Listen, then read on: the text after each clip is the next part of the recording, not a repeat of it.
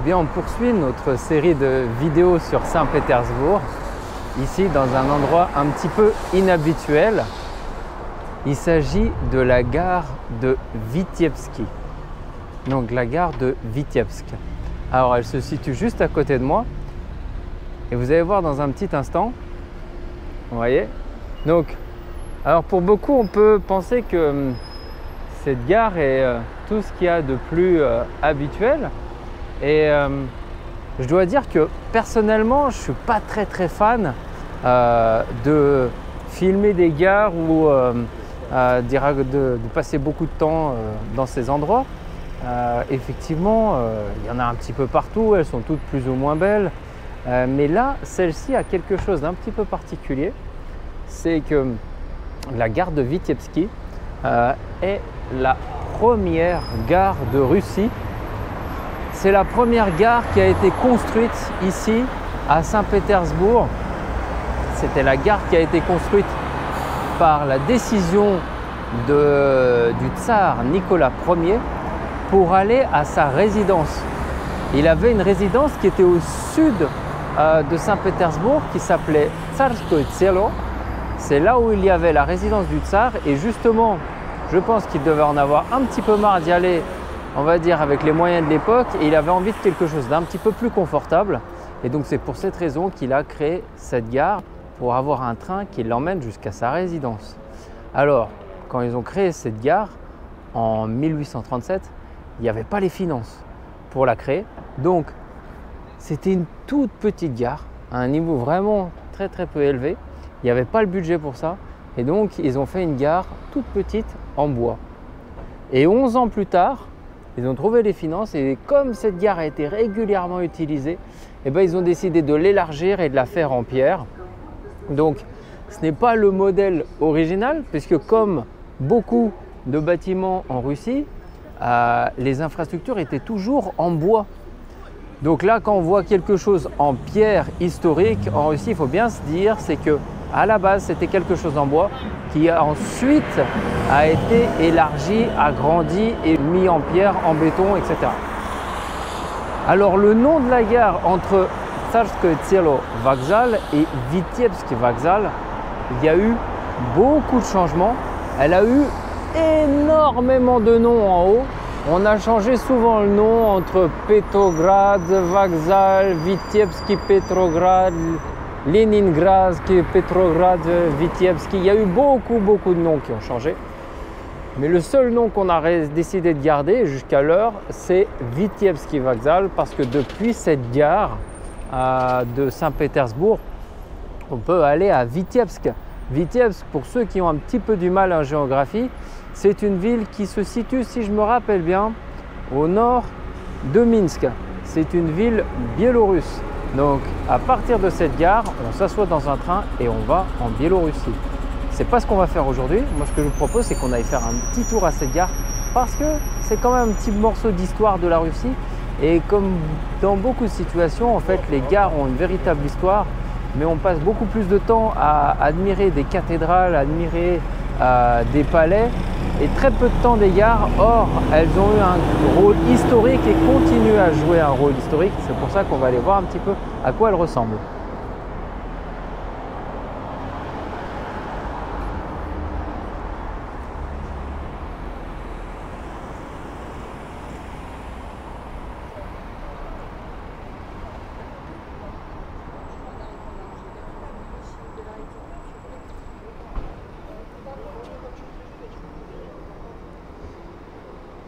Alors, je crois qu'on va couper le temps des procédures de sécurité et on va regarder à l'intérieur.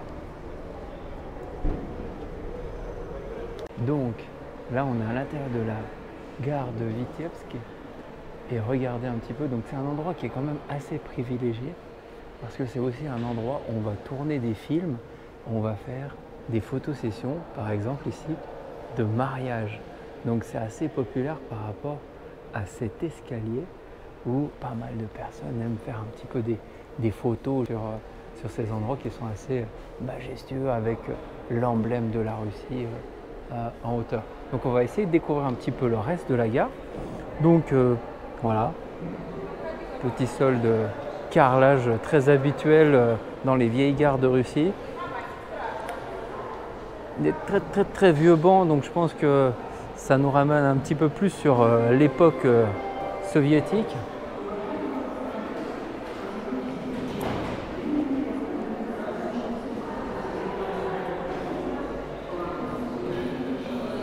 Puis on va essayer de se diriger peut-être vers les voies, sauf si on trouve quelque chose d'assez intéressant. Oh, regardez un petit peu ici, on a un espèce de kebab, mais c'est très intéressant comme c'est fait en fait. Vous voyez un petit peu, sous une forme un petit peu de café-restaurant, voilà, de petites cantines avec des petites choses à emporter.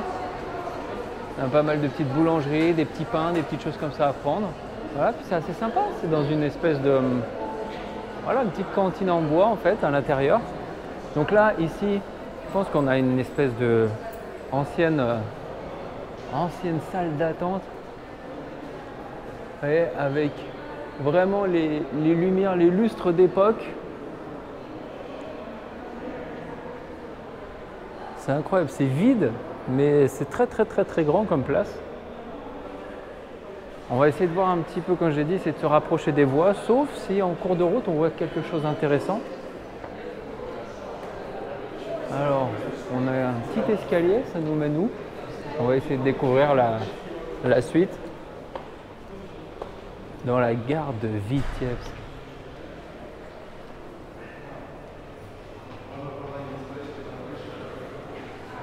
Donc là, c'est pour aller vers les trains longue distance.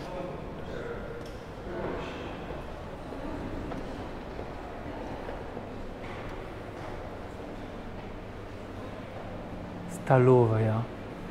Voilà une ancienne cantine d'époque, vous voyez, qui est gardée vraiment dans le style au sein de la gare de Vitebsk. Petite cantine pour les passagers, peut-être en direction de Minsk ou d'autres villes en Biélorussie. Voilà une grande salle d'attente. Le style est vraiment d'époque. C'est génial. Et là, en même temps, voilà quelques petits souvenirs que l'on peut acheter.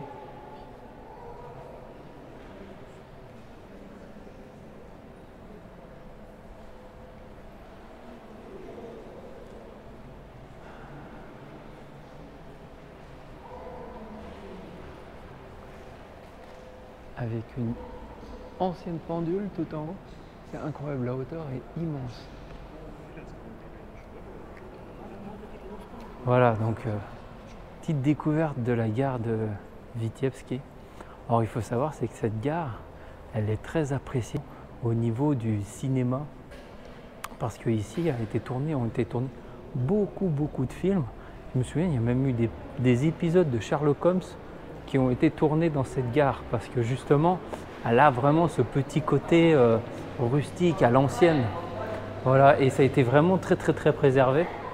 Donc on va essayer de voir un petit peu les autres endroits de la gare ici. Et là on arrive en fait sur les quais en fait. Vous voyez? Donc là, on est un dimanche, on a très peu de monde ici.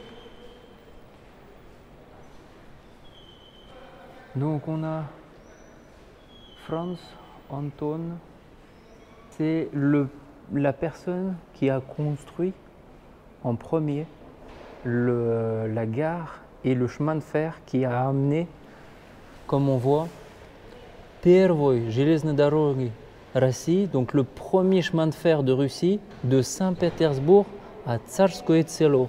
Donc ce que je vous expliquais, voilà, ici on a la statue de celui qui a créé le premier chemin de fer et la première gare de Russie.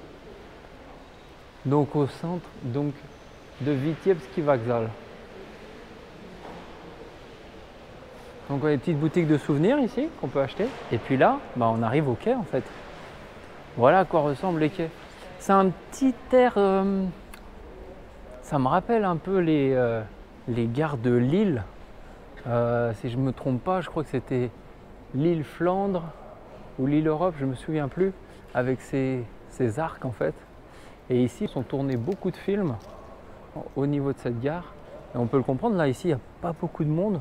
Donc c'est très très calme. Et c'est vraiment, voilà, c'est d'époque en fait. Donc c'est des constructions qui ont été faites vraiment juste un petit peu avant l'Union soviétique. Et donc voilà, sur ces grands quais de gare vides, comme on peut voir actuellement. Donc ça c'est pour des trains longue distance. Donc je pense que ça ici, il y a pas mal de trains, je pense qu'ils nous emmènent en direction de Biélorussie. Mais après ici il y a plusieurs aussi petits trains qui peuvent nous amener simplement dans la banlieue de Saint-Pétersbourg.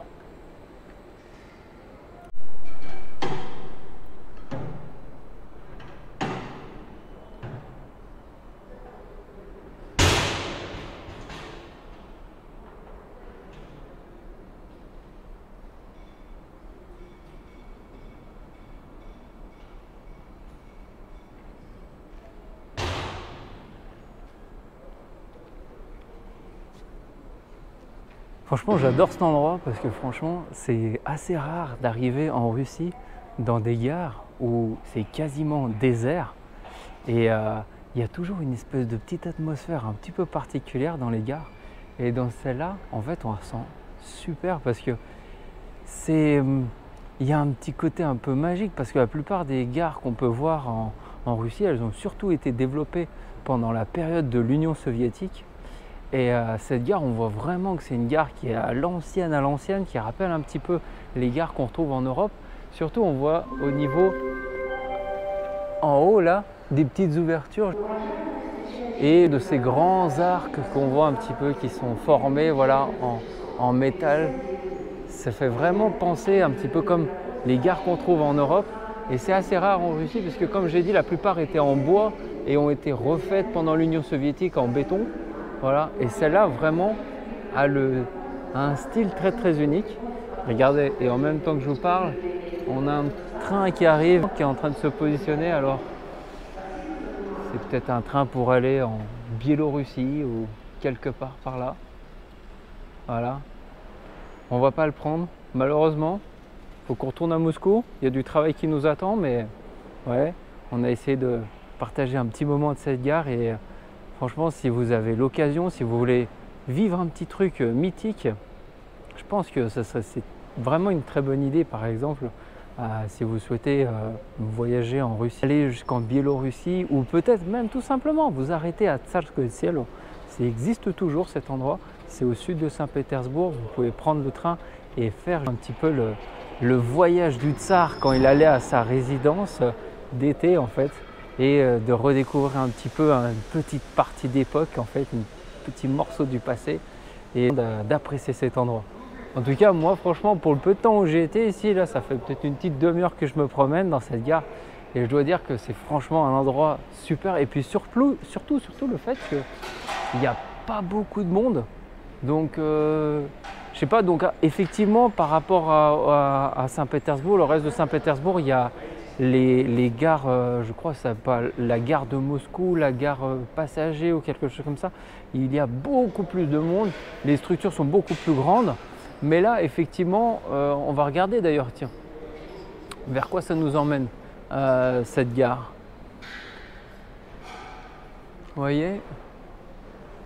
Donc il y a pas mal de trains, vous voyez, donc c'est des trains qui sont des trains un peu de banlieue en quelque sorte, Pasiolok, Saint-Pétersbourg, Saint-Pétersbourg, Donc Pasiolok, c'est des petits, des petits villages en quelque sorte, hein, quand on appelle ça Pasiolok en Russie, c'est des tout petits, des petites campagnes. Vous voyez, donc il n'y a pas beaucoup de trains qui sont planifiés ici justement pour aller en dehors de la Russie. Et donc je pense que c'est pour ça qu'il y a très peu de monde parce que voilà, on est dimanche et je pense que la plupart des gens qui souhaitent voyager sont déjà partis en fait essentiellement le vendredi soir ou le samedi. Donc la gare là on est un dimanche à 14 h, il n'y a pas grand monde. Voilà.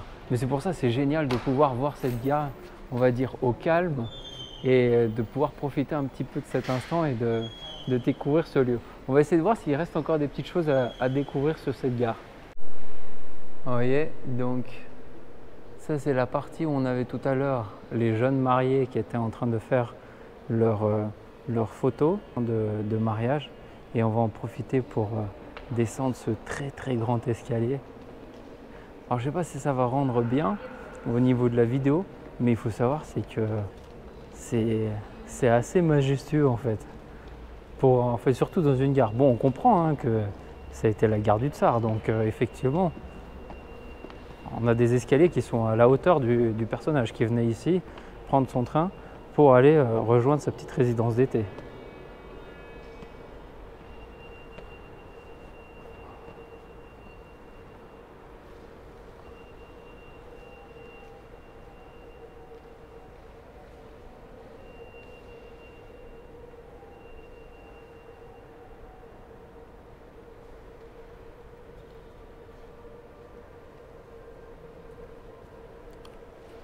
Et bien voilà, on quitte donc la gare de Vitiebski. Alors juste pour vous dire, donc j'ai pas filmé le premier étage parce qu'en fait le premier étage en particulier, il n'y a rien d'incroyable en fait. Il s'agit juste, il y a juste une partie toilette ou quelque chose comme ça en fait. Mais en fait les trains c'est uniquement sur la deuxième partie, c'est là où on est monté avec les escaliers. Et donc toutes les plateformes sur lesquelles nous sommes arrivés, en fait, c'est celles qui nous permettent effectivement d'aller dans les banlieues de Saint-Pétersbourg ou alors de partir en direction de la Biélorussie. Donc voilà, donc c'était la gare de Vitiebski, la gare du Tsar Nicolas Ier, la première gare de Russie dont on vient de visiter à l'instant. Et puis on continue le reste, on va découvrir aussi d'autres choses assez intéressantes dans Saint-Pétersbourg et un petit peu plus inhabituel. Bon, on est sur Nevski Prospekt, vous commencez à connaître un petit peu les lieux. Voilà, donc là-bas, c'est direction la cathédrale Notre-Dame de Kasagne. Et là, on va rentrer juste derrière moi dans un endroit qui est assez historique et assez incroyable. Donc juste ici, donc c'est assez chic ce quartier. Comme je vous l'ai déjà expliqué, c'est un des endroits principaux de Saint-Pétersbourg. Et là, on va rentrer dans une petite pépite. Alors, à Paris, il y a un endroit qui est très populaire, c'est ce qu'on appelle les galeries, les passages, qui sont des anciens centres commerciaux. Et bien, comme vous devez le savoir, comme il y avait une très grande histoire entre Saint-Pétersbourg et la France, et l'Europe de manière générale, et bien, cette tendance à fabriquer des centres commerciaux à l'époque du 19e était aussi populaire à Saint-Pétersbourg, et c'est pour ça qu'on a un centre commercial qui s'appelle Le Passage en russe, et également en français, c'est la même chose. Et ça a été créé en 1848. Alors regardez un petit peu ça, c'est vraiment exactement la même chose que le passage Vivienne, Galerie Vivienne à Paris en fait. Et c'est exactement dans le même style des passages parisiens.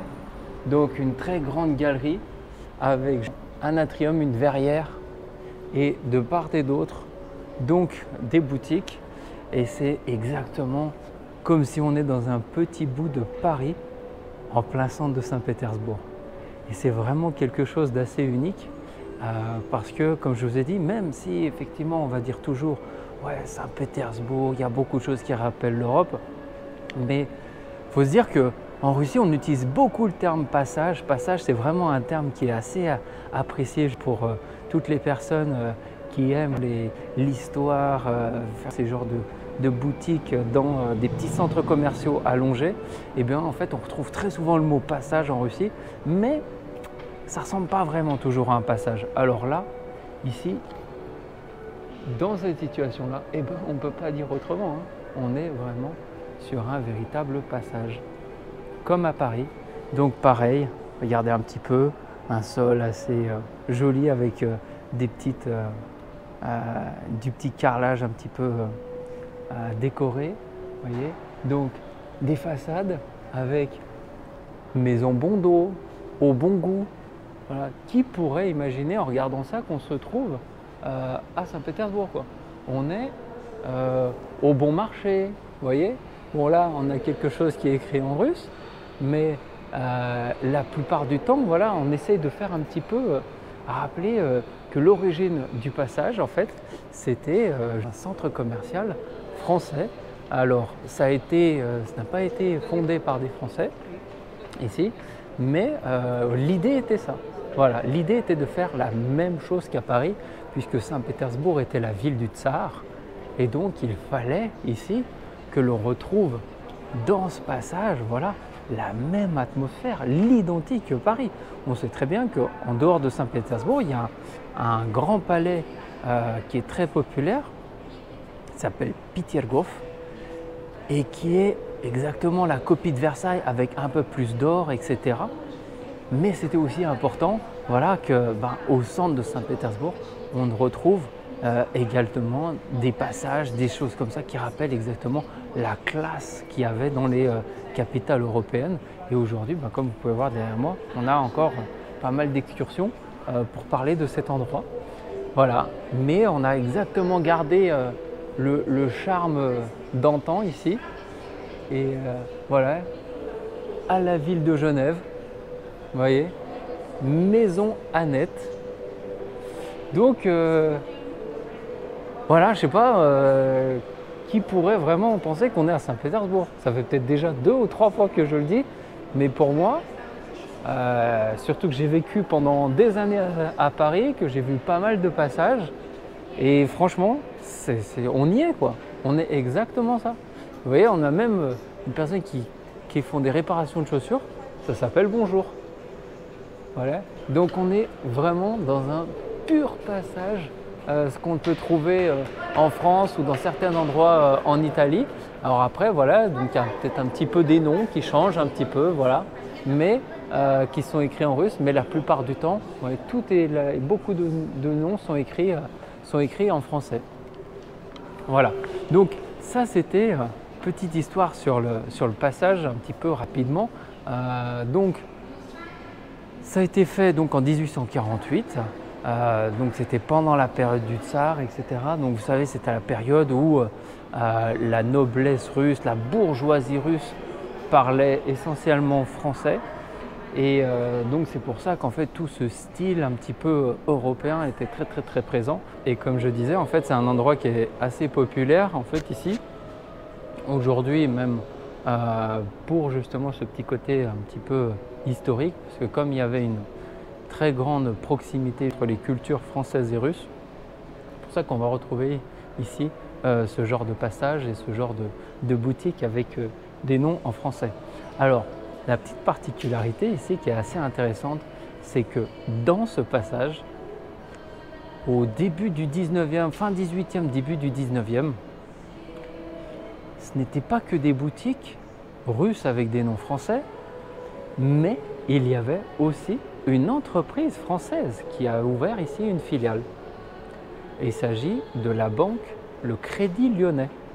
Le Crédit Lyonnais avait ici une filiale, un bureau en plein dans ce passage au centre de Saint-Pétersbourg. Alors je ne sais pas quand la filiale a été fermée. Je suppose que l'arrivée de l'Union soviétique a dû accélérer le processus de dégagisme, mais à la base, justement, il y avait un bureau ici du Crédit Lyonnais dans ce passage au sein de Saint-Pétersbourg. Ensuite, lorsque l'Union soviétique est arrivée, eh bien, vous savez ce qui se passe, hein? Nationalisation, beaucoup de choses qui se mettent en place, et puis nationalisation, c'est pas payé, hein, c'est confiscation. Donc, eh ben, ce fameux passage est devenu ce qu'on appelle, ce qu'on a appelé pendant l'Union soviétique, un univermag. Voilà, un univermag, c'est un grand supermarché qui appartient à l'État, dans lequel justement on met pas mal de produits de consommation courante. Voilà. Et c'est seulement à la fin de l'Union soviétique que ce passage est redevenu une zone privée. Alors j'ai regardé toute une histoire d'actions qui ont été distribuées à droite à gauche, et ce que j'ai compris, apparemment il s'agit d'une personne, d'un oligarque dans le domaine du gaz ou du pétrole, je crois, qui est propriétaire de la grosse partie des actions de ce passage. Voilà, donc aujourd'hui on est retourné sous une forme privée, retourné dans le modèle historique du passage, et voilà, avec des petites boutiques plus ou moins de luxe quand même dans le coin. J'ai regardé un petit peu les prix, c'est pas donné. Et ce qui est très intéressant par ce passage, c'est de montrer que même si aujourd'hui les relations entre la Russie et la France sont compliquées et que malheureusement beaucoup de Français ont oublié le lien qu'il y avait entre la Russie et la France, eh bien en Russie, on n'oublie pas. On n'oublie pas les cadeaux du passé, on n'oublie pas l'histoire, les traditions et tout ce qui était lié à la France et ce qui faisait la grandeur de la France. Et aujourd'hui, on voit que il y a un véritable effort pour conserver ces cadeaux historiques des relations passées entre la France et la Russie. Alors regardez pourquoi aussi je suis venu ici dans le passage à Saint-Pétersbourg. Parce qu'au niveau du numéro 38, on a une boutique d'ambre. Donc il y a énormément de petits bijoux que l'on peut acheter qui sont faits en ambre, qu'on peut voir en vitrine. Alors ici, une chose qui est très intéressante, c'est que cette boutique, il y a exactement l'équivalent à Paris. Donc la boutique, elle est gérée par Diana, qui parle français. Bonjour Diana. Bonjour. Et donc, voilà, on peut retrouver ici énormément d'assortiments d'ambre. L'ambre, c'est quelque chose qui est très populaire à Saint-Pétersbourg, parce qu'à Saint-Pétersbourg, on connaît tous l'histoire qu'il y a eu la chambre d'ambre qui a été construite justement et qui a été ensuite pillée par les Allemands, puis ensuite reconstruite. L'ambre, c'est vraiment quelque chose de très important dans cette région, puisqu'on est très près de la mer Baltique. Et justement, l'ambre est originaire plutôt de la région de Kaliningrad, comme l'a expliqué Diana. Et l'ambre, comme c'est de l'essence d'arbre fossilisé, il s'agit de la sève qui est fossilisée, dont on fait énormément de bijoux. Et on peut trouver quand même à Saint-Pétersbourg énormément de boutiques qui font des bijoux, des décorations en ambre. Alors il y a différents types d'ambre qu'on peut voir, des ambres qui sont beaucoup plus foncées, d'autres qui sont plus clairs. Alors peut-être que Diana peut nous expliquer pourquoi on va avoir des ambres qui sont plus foncées et des ambres qui sont beaucoup plus clairs. En tout cas, ça dépend du climat.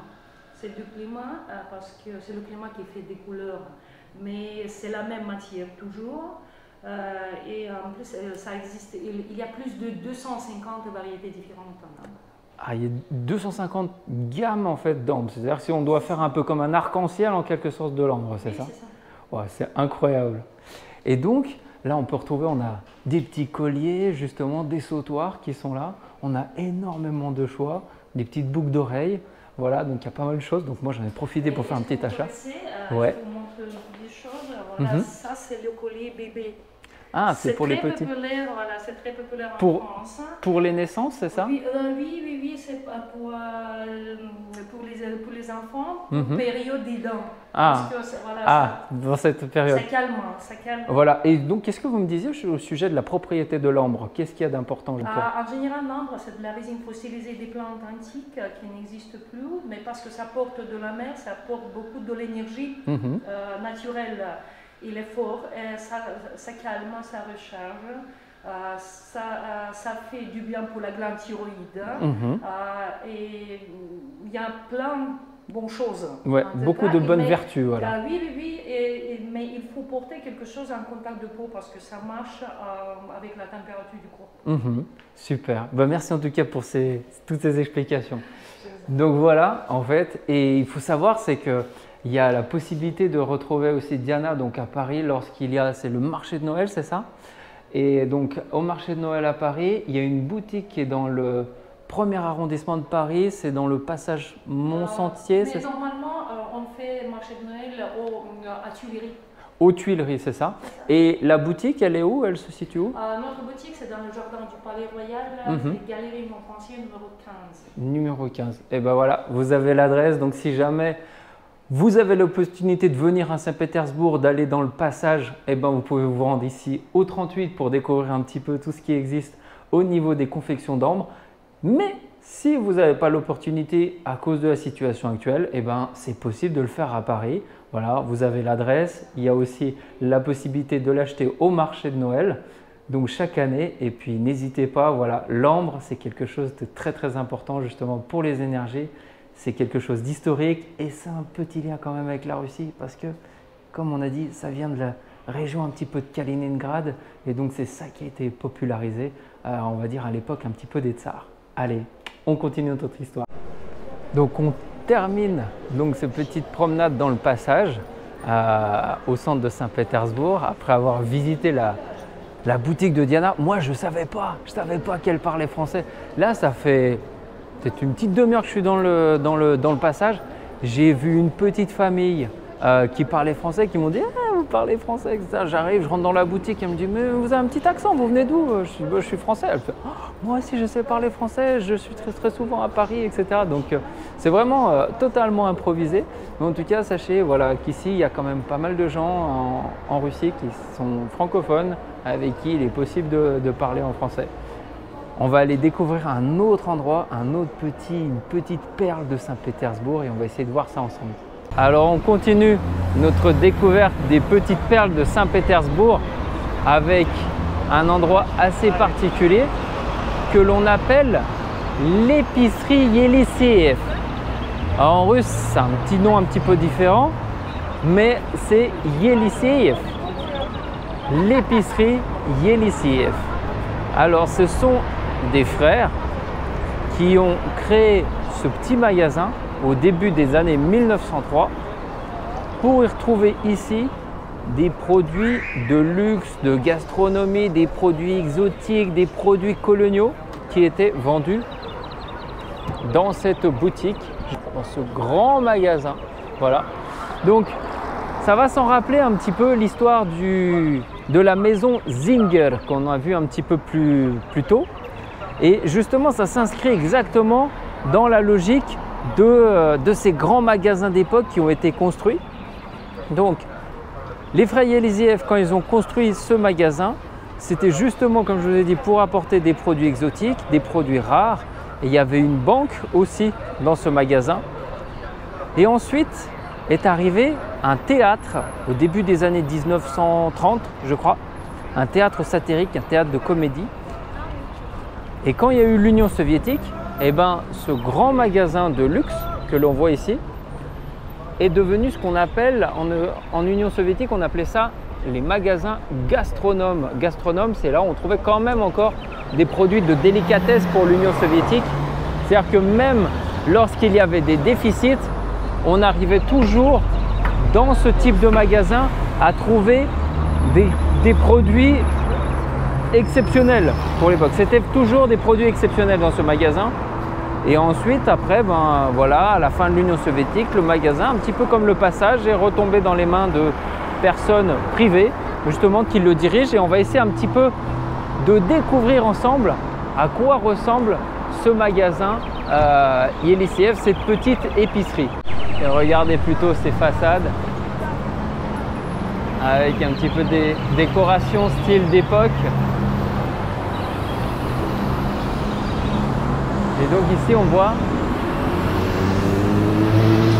le théâtre Comédie qui était un théâtre satirique à l'époque, dont l'entrée est ici et qui me permet justement à l'étage d'accéder à un théâtre. Mais nous, ce n'est pas le théâtre qui nous intéresse. Ce qui nous intéresse, c'est le magasin. Regardez plutôt cette épicerie assez traditionnelle d'époque.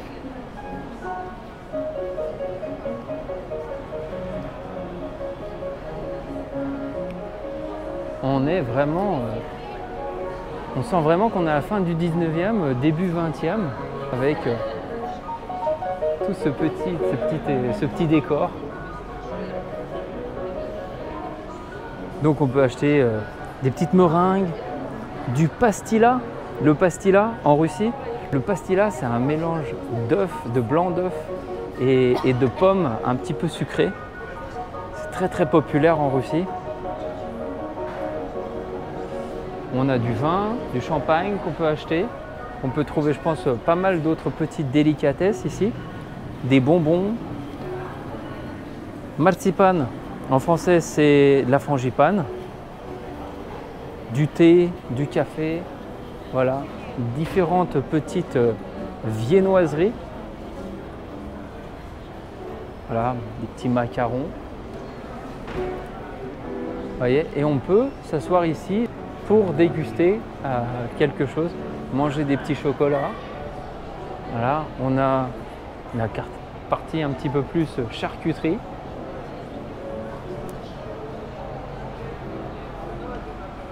Encore des bonbons, des bonbons, des bonbons, des fruits confits. Voilà, du chocolat, des nougats visiblement. Voilà, des conserves, du caviar.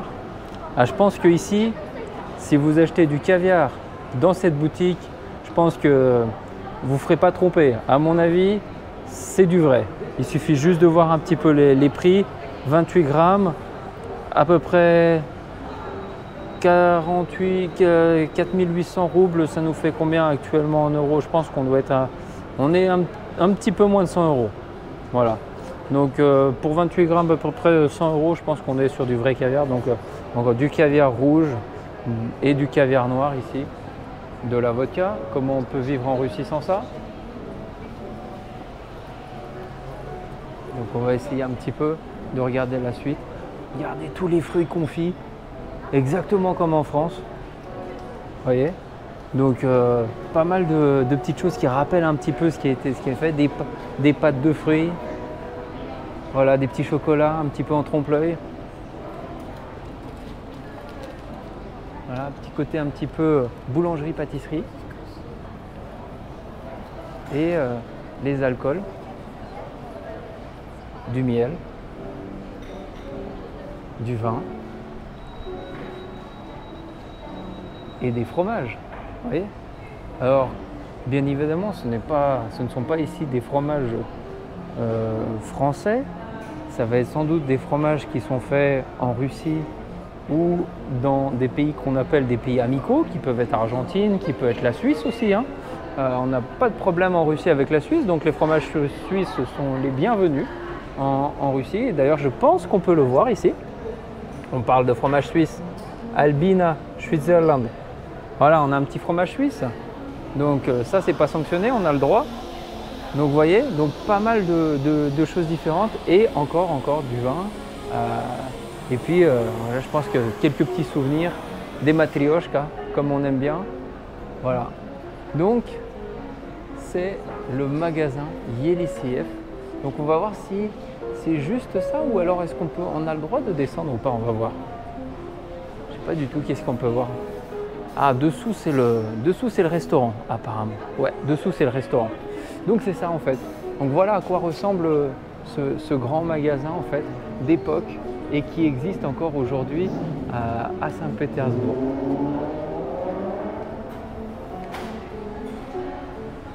Donc ça aussi c'est une des petites perles de Saint-Pétersbourg.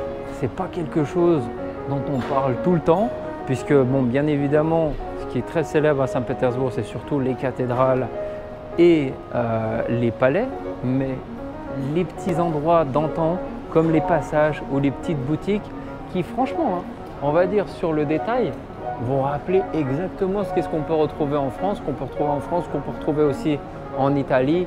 Vous voyez, des petits vitraux, les petits rideaux, etc. Donc on est vraiment dans quelque chose un petit peu, voilà, c'est le style du magasin, c'est ce qu'on appelle Art Nouveau. Et voilà, on voit bien que ça a été complètement conservé d'époque avec voilà, toutes ces vitrines, etc. On voit toutes les petites lumières qui clignotent, etc. Ces lustres qui nous rappellent un petit peu l'époque. C'est assez formidable. Donc voilà, un bon endroit pour avoir une petite expérience d'antan du début du 20e pendant la Russie tsariste, de voir un petit peu quel était le niveau. Et puis il faut savoir, hein, voilà, c'est qu'aujourd'hui, ça reste toujours considéré par les Saint-Pétersbourgeois comme un magasin symbole de Saint-Pétersbourg, un magasin symbole, on va dire, du bon niveau de vie, du goût, du luxe, voilà, du raffinement. Regardez un petit peu l'emballage, un petit peu le style. Yekaterine Velikoy. Voilà. Kolomenskaya pastilla yagodnaya. Donc un pastilla avec des baies, vous voyez, avec le style d'époque. Donc ça, c'est vraiment un cadeau typique qu'on pourrait faire en fait. Et on peut voir aussi pareil Voilà, c'est du vrai pastilla de Kolomna. Un jour, j'essaierai de faire une petite vidéo pour raconter un petit peu qu'est-ce que c'est le pastilla, parce que c'est comme je dis, c'est un petit gâteau qui est fait à base de compote de pommes et de blanc d'œuf en fait. Et c'est vraiment quelque chose de typique pour la Russie. Et ça, franchement, voilà, si vous venez dans cette petite épicerie Yelisiyev, c'est vraiment l'endroit idéal pour faire des petits cadeaux, on va dire, pour vos proches. C'est vraiment très traditionnel. Regardez. Franchement, ça en jette. Petite boîte de chocolat de Saint-Pétersbourg. Alors effectivement, chocolat, c'est pas né en Russie, mais regardez un petit peu la petite boîte en bouleau avec le dessin de Saint-Pétersbourg. Alors on ne peut pas l'ouvrir parce qu'elle est plombée. Là, avec un petit cachet de cire à l'ancienne. Et voilà, c'est une petite boîte de chocolat assez sympathique en termes de cadeaux aussi. J'espère que vous aurez apprécié ces deux petites perles. Alors, on ne peut pas dire que c'est des choses absolument inconnues à Saint-Pétersbourg. Ce n'est pas du tout l'équivalent de la rotonde comme on a pu voir hier. Ça reste des endroits qui sont connus par les Saint-Pétersbourgeois et par justement les touristes qui viennent. Mais c'est vrai que c'est un petit peu en dehors des sentiers. Et ça, franchement, ça vaut le coup d'y faire un tour juste pour découvrir l'atmosphère, que ce soit pour le passage ou l'épicerie Yelisiyev. Et là, on va aller sur autre chose à Saint-Pétersbourg, un autre monument qui est pas du tout historique, qui contrairement à tout ce qu'on vient de voir, c'est la modernité, c'est l'avenir de Saint-Pétersbourg et on va le découvrir tout de suite.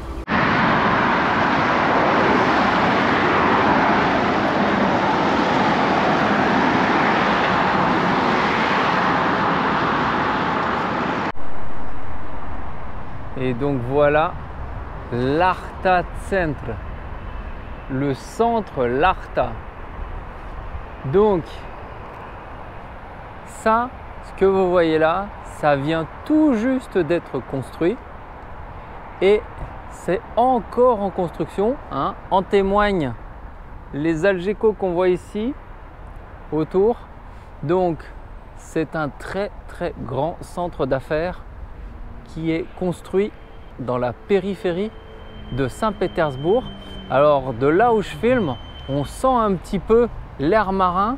On est très très proche du golfe de Finlande et on peut même voir de temps en temps un petit peu quelques mouettes voler tout autour de ce bâtiment qui est juste majestueux. Et je vais vous expliquer un petit peu son origine et qu'est-ce qu'il fait là, qu'est-ce que ça veut dire l'Arta, pour qui, pourquoi, quels sont les projets de cette région. Ça, c'est le symbole, on va dire, du nouveau Saint-Pétersbourg, parce que être tourné vers le passé, c'est pas mal, mais se diriger vers l'avenir et se projeter, c'est encore mieux. Et c'est ce qu'on voit ici par ce bâtiment, le l'Arta Centre. Alors, je suis super content d'avoir trouvé ce petit spot, cette petite zone où on peut la voir de très très très près, parce qu'en fait si on regarde sur internet, on retrouve des vidéos, très souvent on va voir l'Arta Centre de loin en fait, c'est-à-dire de l'autre côté d'une rive, on le voit en petit comme ça, et là je peux l'avoir vraiment en grand sur cette vidéo pour pouvoir mieux le présenter. Alors déjà, qu'est-ce que c'est que l'Arta? L'Arta, c'est le quartier où a été construit ce building, en fait, ce gratte-ciel. Donc l'Arta Centre, c'est le nom du quartier. Alors à l'origine, cet arrondissement, ce petit quartier de Saint-Pétersbourg, c'était la propriété de la Suède et je crois que c'était en 1600 ou 1700 que cet arrondissement de Saint-Pétersbourg est retourné à la Russie.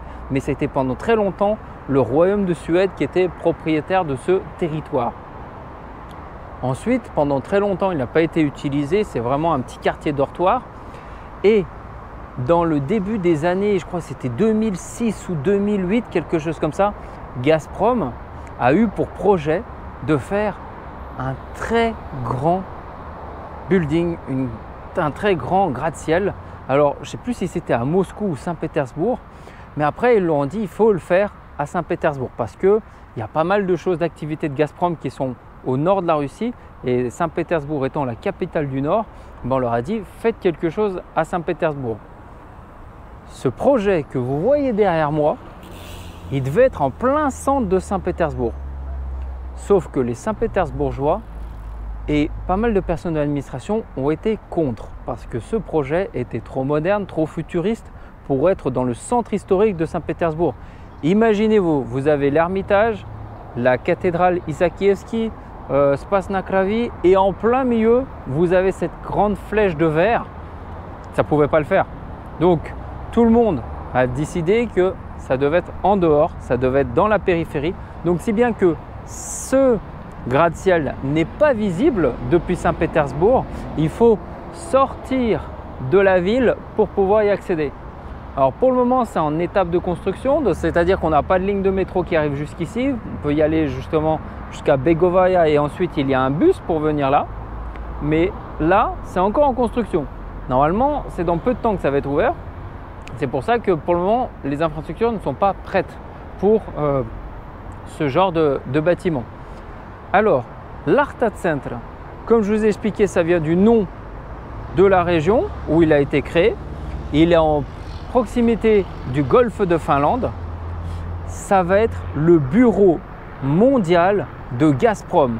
Donc, pour faire très simple, si vous payez cher l'électricité cette année ou les années suivantes, parce que une grande partie de l'électricité européenne dépend du gaz et surtout du gaz russe, même si on essaye de diminuer en Europe les quantités de gaz fournies par la Russie, on essaye de diversifier. Il faut savoir que le prix du gaz en bourse est essentiellement influencé par les décisions de la Russie. C'est-à-dire que si le gaz russe est cher, le prix du gaz mondial sera cher.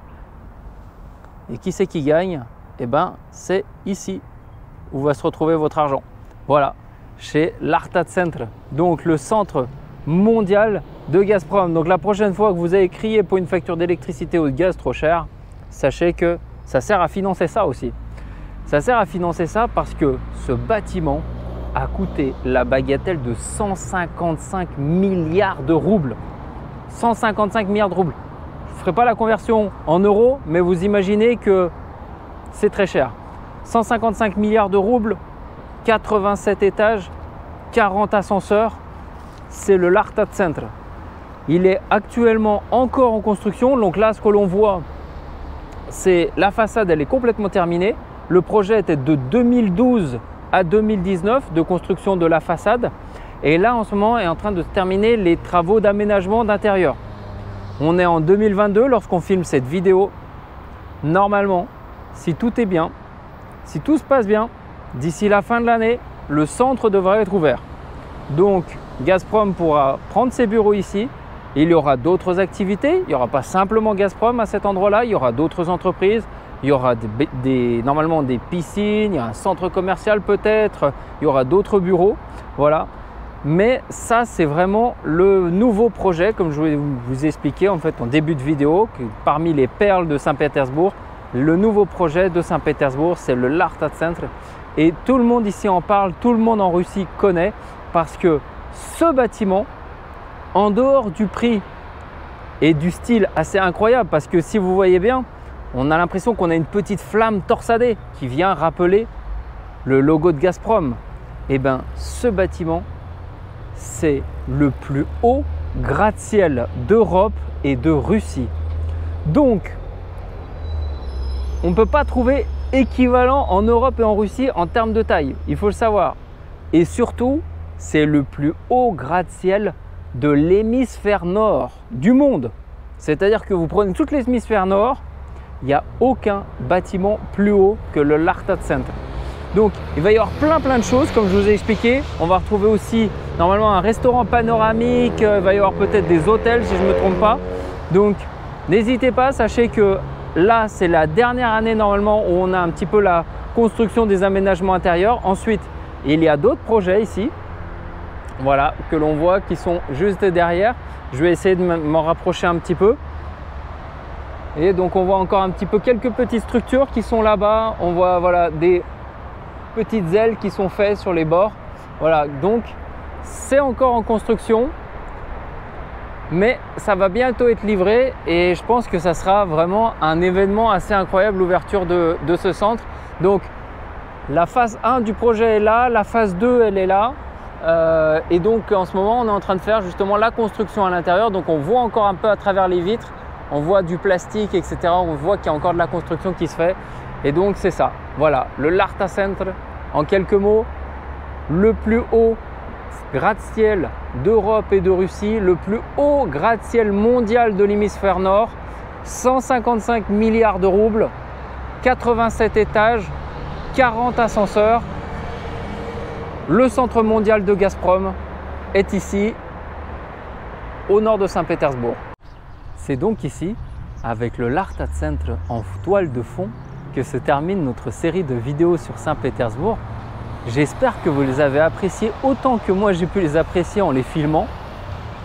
Parce que mon but, c'était surtout de vous apporter un regard un petit peu plus neuf sur la Russie et sur Saint-Pétersbourg. Un regard un peu plus franc sur les petites perles que l'on ne peut pas connaître en feuilletant rapidement sur Internet. Et surtout de vous prouver que Saint-Pétersbourg, oui, c'est populaire pour les palais, les cathédrales, les impérateurs, les tsars, etc. Mais Saint-Pétersbourg n'est pas fossilisé dans le passé, comme la Russie n'est pas du tout fossilisée dans le passé. Saint-Pétersbourg est résolument tourné vers l'avenir, comme la Russie. Et si aujourd'hui, vous sentez que vous avez découvert quelque chose au sujet de Saint-Pétersbourg et de la Russie, c'est parce que vous avez réussi à libérer votre mental des clichés que l'on peut avoir en Occident au sujet de la Russie et de son développement. Et vous disposez désormais des clés de votre liberté, des clés de votre venue au monde, car vous êtes ici aussi pour découvrir quelque chose. Et si un jour, vous avez la possibilité de parler de Saint-Pétersbourg, de parler de la Russie, alors vous avez les clés pour pouvoir faire élever le débat d'idées au moins aussi haut que le Larta Center. Spasiba vam za vaše vнимание. Merci de votre attention et à bientôt.